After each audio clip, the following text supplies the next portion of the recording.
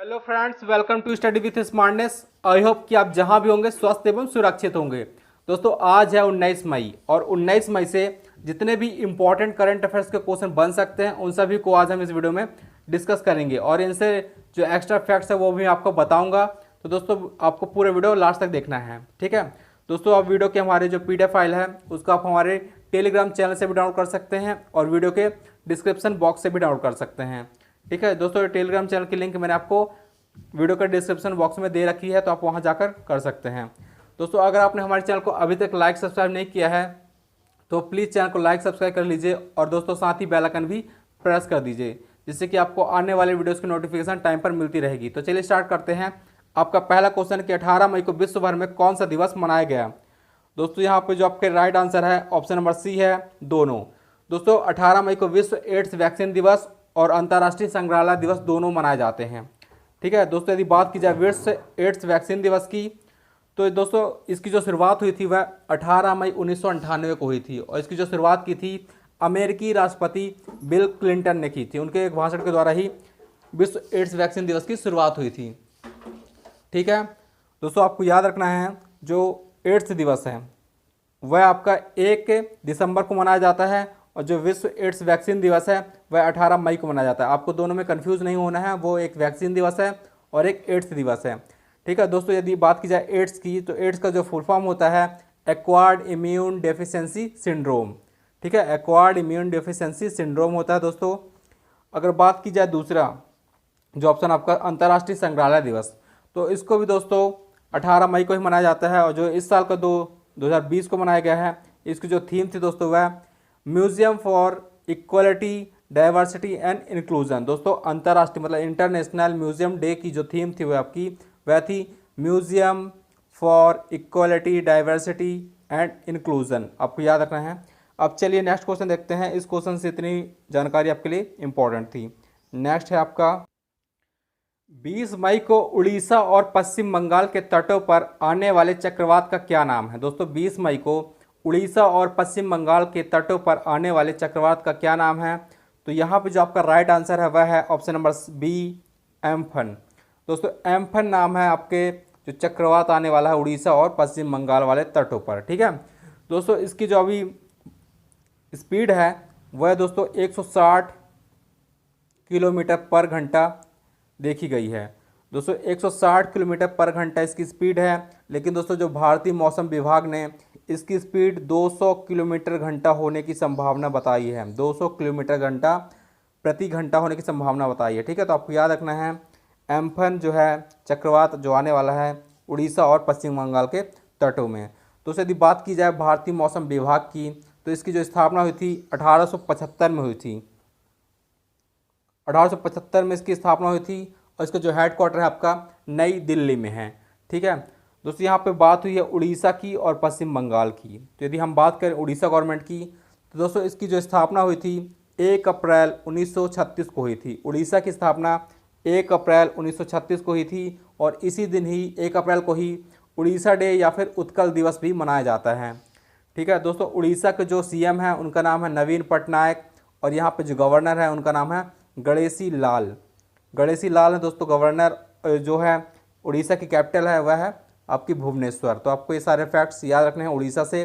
यदि और बात की जाए पश्चिम बंगाल की, तो दोस्तों यहाँ की जो CM है उनका नाम है ममता बनर्जी और यहाँ पे जो गवर्नर है उनका नाम है जगदीप धनखड़। दोस्तों, जो कोलकाता है वह यहाँ की कैपिटल है। तो दोस्तों, आपको पश्चिम बंगाल से सारी चीज़ें याद रखनी हैं। चलिए अब नेक्स्ट क्वेश्चन देख लेते हैं। राष्ट्रीय पुरस्कार विजेता निर्देशक रत्नाकर मटकारी का निधन 17 मई 2020 को हो गया है। उनका संबंध था। दोस्तों, आपको बताना कि कौन से राज्य से वह संबंधित थे, ठीक है। तो यहाँ पे जो आपका राइट आंसर है ऑप्शन नंबर सी, महाराष्ट्र। दोस्तों, जो विजेता थे राष्ट्रीय पुरस्कार विजेता रत्नाकर मटकारी, उनका संबंध था महाराष्ट्र से और उनका ही 17 मई 2020 को कोरोना वायरस की वजह से उनका देहांत हो गया है। दोस्तों, कोरोना वायरस की उनकी वजह से मृत्यु हुई है और वह संबंधित थे आपके महाराष्ट्र से। दोस्तों, महाराष्ट्र के जो CM हैं उद्धव ठाकरे ने, उन्होंने इसमें बहुत ही दुखद चिंता जताई है और उन्होंने शोक संदेश में कहा है कि दोस्तों हमने दुनिया का एक अनमोल रत्न खो दिया है, ठीक है।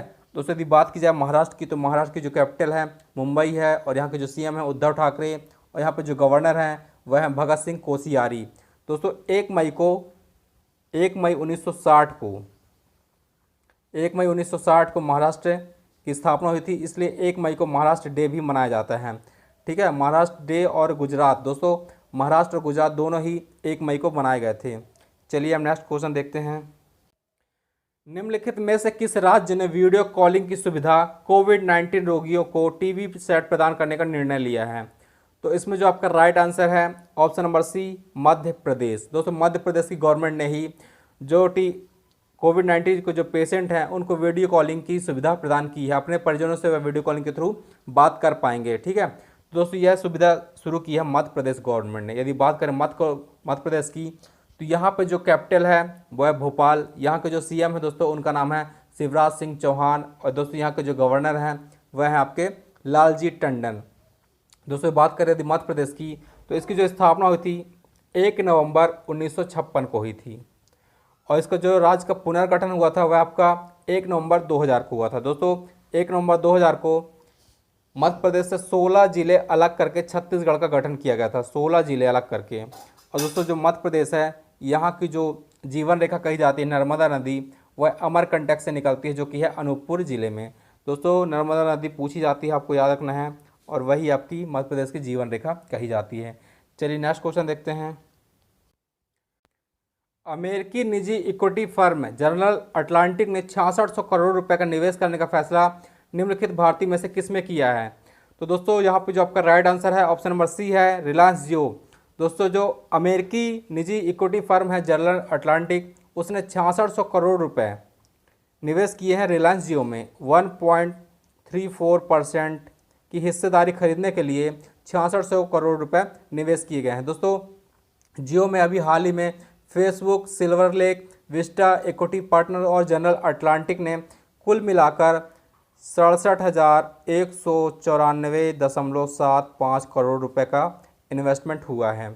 ठीक है, तो आपको याद रखना है।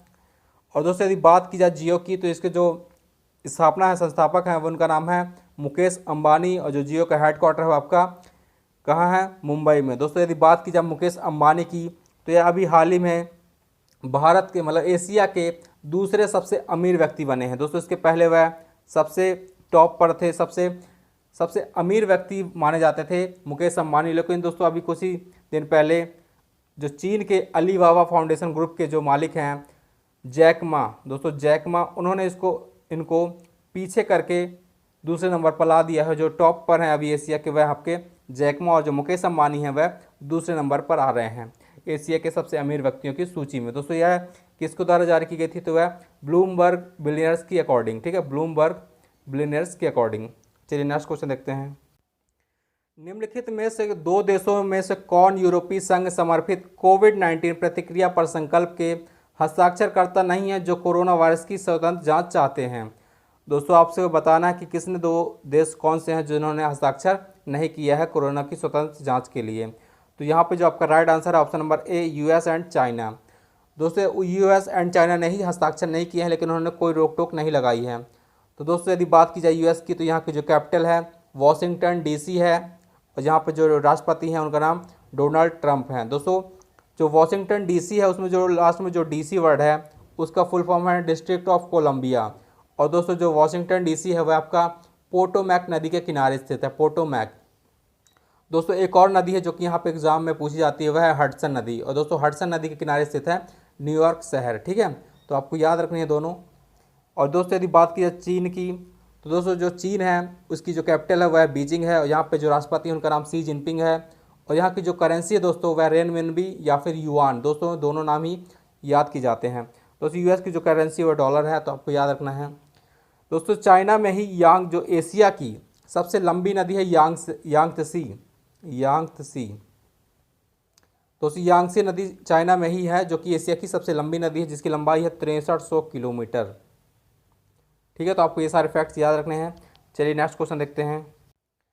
पंजाब के बाद अब किस राज्य ने लॉकडाउन को 31 मई तक बढ़ा दिया है? पंजाब के बाद अब किस राज्य ने लॉकडाउन को 31 मई तक बढ़ा दिया है? तो यहाँ पे जो आपका right answer option number B, Maharashtra. दोस्तों महाराष्ट्र गवर्नमेंट ने ही 31 मई तक लॉकडाउन को बढ़ा दिया है। यदि बात की जाए महाराष्ट्र की, तो मैंने अभी आपको बताया कि यहाँ की जो कैपिटल है मुंबई है, और यहाँ पे जो सीएम है उद्धव ठाकरे हैं, यहाँ के जो गवर्नर हैं उनका नाम भगत सिंह कोश्यारी है। दोस्तों जो महाराष्ट्र डे है वह 1 मई 1960 को मनाया जाता है, क्योंकि 1 मई 1960 को इसकी स्थापना हुई थी और 1 मई को ही महाराष्ट्र डे मनाया जाता है। महाराष्ट्र डे 1 मई। ठीक है, चलिए नेक्स्ट क्वेश्चन देखते हैं।